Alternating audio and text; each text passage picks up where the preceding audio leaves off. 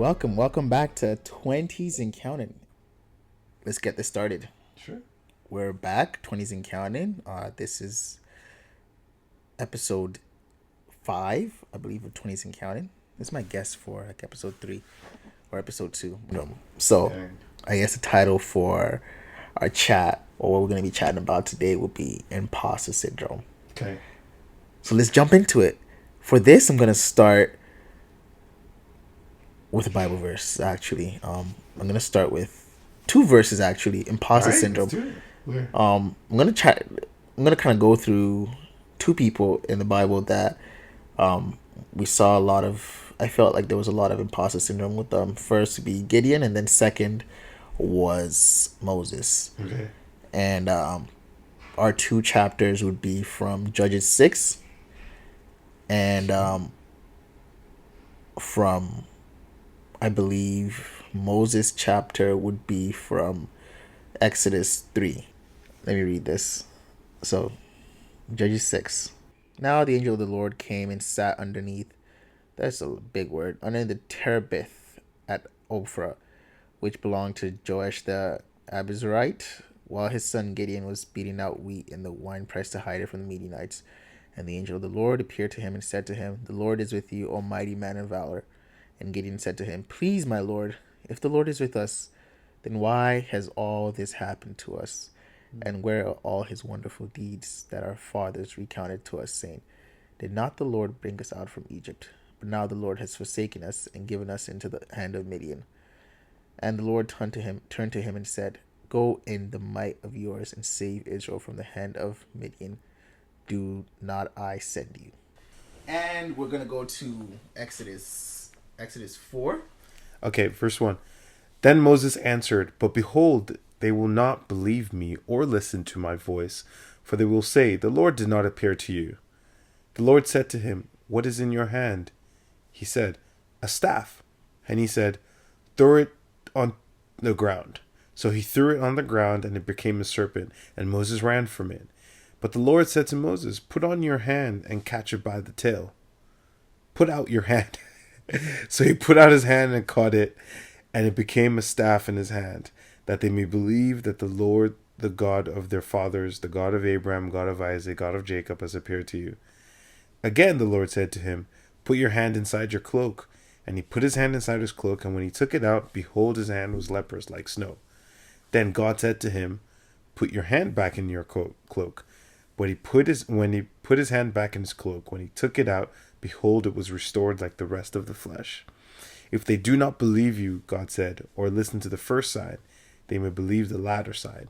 If they do not believe even those 2 signs or listen to your voice, you shall take some water from the Nile and pour it to the dry ground, and the water that you shall take from the Nile will become blood on the dry ground."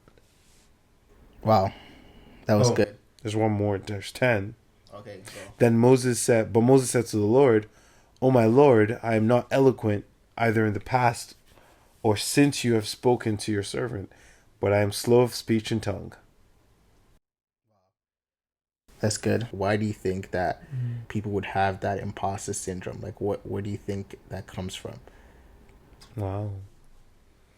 That's a good question. Because as you were speaking and we were reading the verses, I was reflecting on myself. I was reflecting on which areas of my life am I, acting cowardly or not stepping into what I've been called to do or not being bold with it. And I think what makes me feel that way is, I think on a level, I'm not convinced that God is doing something or it's gone ahead. It's a lot to believe, I think, for us weak-willed men. So I think that one thing that probably Gideon and Moses were feeling were they were also consumed by how they were feeling and how it like manifested in their life. So that's what comes to mind. Imposter syndrome kind of, it keeps you stuck. It's all me focused, and flipping that switch, turning it around from, it's not about you. Like, it kind of reminds me of the Israelites when God told them to spy on the land that he's taking them to. And then they came back and said, the wording they used was very interesting. It said, we were like grasshoppers in our eyes. So they didn't say like we were like grasshoppers in their Their eyes. eyes. They said in our eyes. Right. So it's like, okay, like sure, that's your eyes. Like you don't know how they see you. You're just Yeah. assuming this is how they see you. And that really stuck with me. It's in our eyes. You have a mirror that's distorted. You have a weird distortion mirror just kind of looking back at you, and it's preventing you from doing anything. What are some things that we can do to slowly and gradually get out of that, mindset of imposter syndrome, and try to look ahead and move forward? I mean, that's a good question. You said a lot of good things. Like, I think what you said about being self-focused, it's a lot of fear. And I think when you are scared, you tend to think about why you're scared, or that you experience fear. Like, you just constantly experiencing fear, and you're not even thinking about what the fear might be connected to, or how to get over it. You're just kind of like encapsulated by fear of what might be. And I think so I was speaking to my wife, and we talk a lot about the matters of the mind, and um how things mean from a psychological perspective, because she has a background in psychology. And one thing she talked about is that the way the mind works, and there's theories around anxiety. Anxiety is typically rooted in like a fear of something, but if you experience some anxious thoughts or some fear towards something, and you choose the fear and the anxious response, you're double confirming that fear or anxious response is correct. And then that means the next time you experience that same moment, your body, it becomes easier to choose the fear response and stuff like that. So I'm saying this to say that in the same way, it's easy to keep choosing the fear button, like fight or flight, or run away, or hide, don't do the thing, hide your face. It's probably the same way we can choose show my face, run into the problem, like do the little I can do. That's the first thing that comes to mind of like a potential solution or a potential way of thinking about it, or to unlock yourself. That's the first thing I can think of, is just like practical, super practical. I don't know. You're asking me for advice, and I'm like, I'm going through it myself. But yeah, No, that's good. what comes to mind for you? For me, what comes to mind is similar to what you said in choosing. As a Christian, it talks about renewing your mind daily, and I think having that base of like the Word of God in me for myself is kind of like an anchor that I hold on to dispel any type of fear.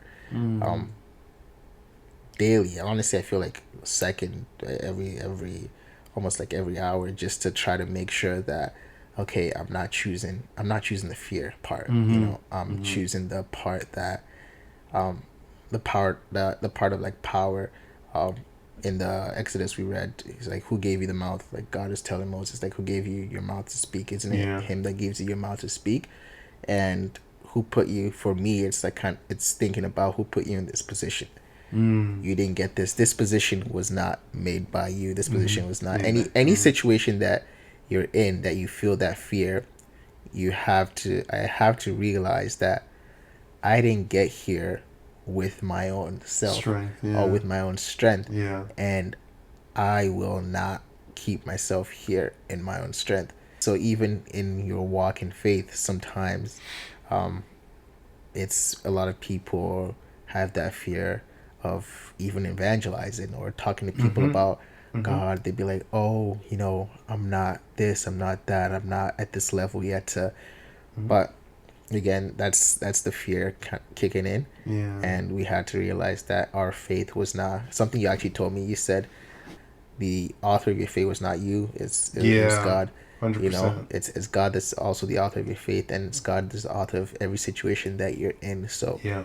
trusting that he is able to see you through the situation, and give you the strength to walk through it.